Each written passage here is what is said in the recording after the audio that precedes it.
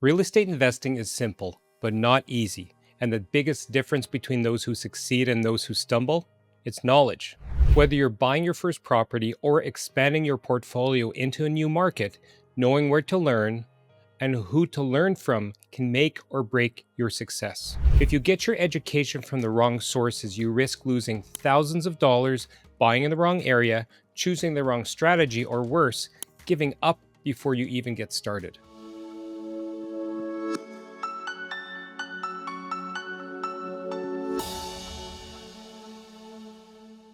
Let's say you're a brand new investor. You've heard about house hacking, BRRRRs, what's a BRRRR, duplexes, flips, and short-term rentals. You've binge watched some YouTube, joined a Facebook group, or maybe you've even bought a course.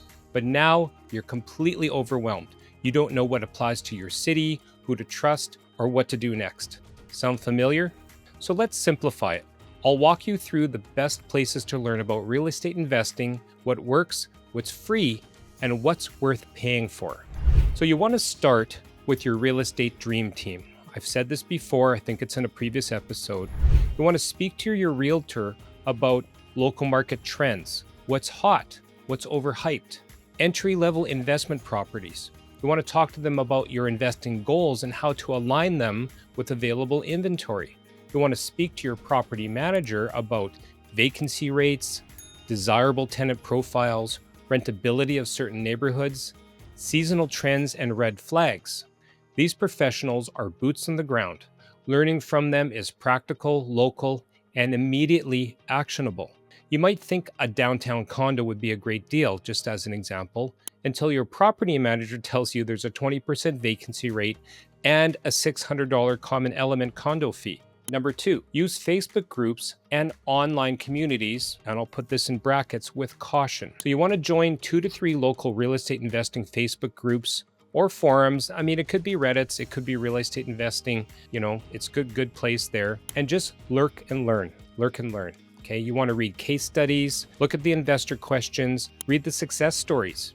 Use the search function to avoid repeated rookie mistakes, but be cautious. Anyone can post advice, but it doesn't mean it's good advice. You want to look for those contributors with an actual track record and avoid the hype cycles.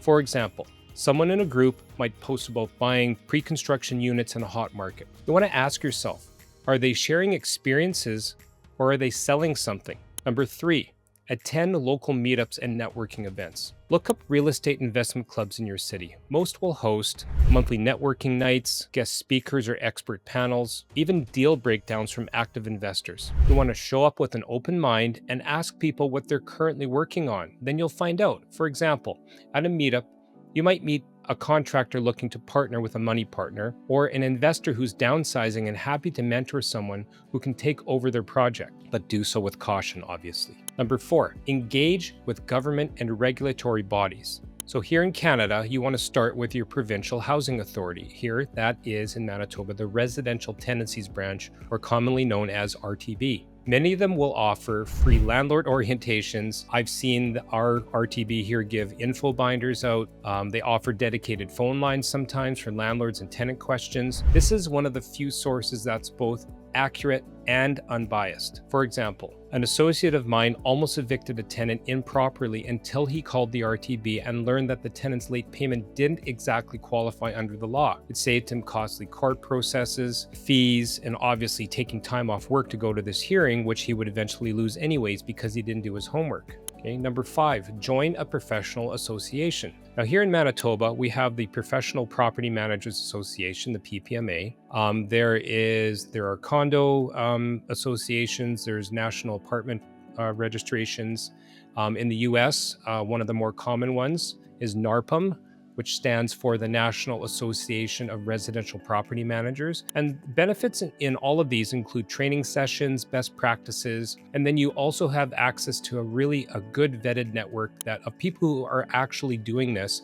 And a lot of them actually have trade shows or annual workshops and symposiums. Number 6, supplement everything with podcasts, books, and courses. So books that you might want to start with Gary Keller wrote one, The Millionaire Real Estate Investor. There's Don Campbell, if you're in Canada, Real Estate Investing in Canada. I mean, I don't want to keep putting too many books out there. Obviously, Rich Dad, Poor Dad and things like that. But depending when you're watching this, just do a search for very common real estate books, but ones that are, bona fide authors, not just somebody who wrote a 50-page pamphlet and called it a book on Amazon. Podcasts. Bigger Pockets has one. They cover all sorts of different ones. Obviously, the My First Keys podcast, because you're watching or listening to this one, I'm trying to cover everything I can about real estate and property management. Let's talk about courses.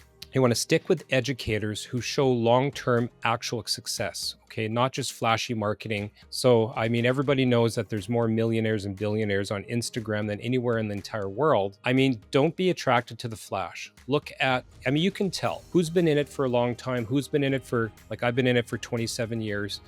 Don't look at overnight successes, and don't look at people who have just flipped a bunch of things and they don't have any kind of track record going. Here's another one. Look at people who've gone through multiple real estate cycles. I bought into the market after the crash in the early 90s, and I was buying properties for $10,000, and I've been through two cycles. I've been through the 2008 crash. So I think it's important to follow somebody who can give you advice when things go poorly, not only when things are, like, anybody can. I don't want to say anybody, but it's real estate is very, very easy in a hot market. It's almost like you can't lose money because everything's tilted in your favor. The real mark of success with somebody is if they're able to make money in a poor real estate market, in a down market. You want to follow those people, learn from their failures, learn from their mistakes. Okay, here's a pro tip. You want to look for someone who teaches how to run a property profitably, not just how to buy it. Okay, so there's two sides of real estate. There's lots of coaches and mentors and mastermind programs out there that'll teach you how to get a deal, but they'll drop you right after that and let you figure out how do you evict a tenant? How do you collect rent properly? How do you set up your lease properly for success? How do you screen somebody without getting into trouble with fair housing laws or Human Rights Commission up here in Canada? Okay, so you want to evaluate your paid mentorship carefully. A good mentor will tailor advice to your actual market, walk you through your deals, help you avoid costly mistakes. The warning signs: high pressure sales, no proof of deals, and again, too much flash, not enough substance. A mentorship program, let's say as an example, they might be promising you'll own 10 doors in 90 days, and that might not be realistic, especially if it's a $20,000 price point for a cookie cutter course. Okay, so there's no single best place to learn real estate investing, but there's a smart path forward. You want to start with your dream team, plug into your local investor community, and supplement with trusted, verified resources. The key: learn just enough to take action, then learn from your results. And like I said earlier, if you missed our Real Estate Dream Team episode, go back and check it out. I break down how to choose a great real estate lawyer and why legal advice early in your journey is one of the smartest moves you can make. Click the link in the show notes below to download your free 7-step guide to buying your first rental property, where we walk you through how to find your property, how to manage it, and how to scale it. And an extra plug, I do have an online community as well that teaches these things. So let's get you on that path to financial freedom, one key at a time.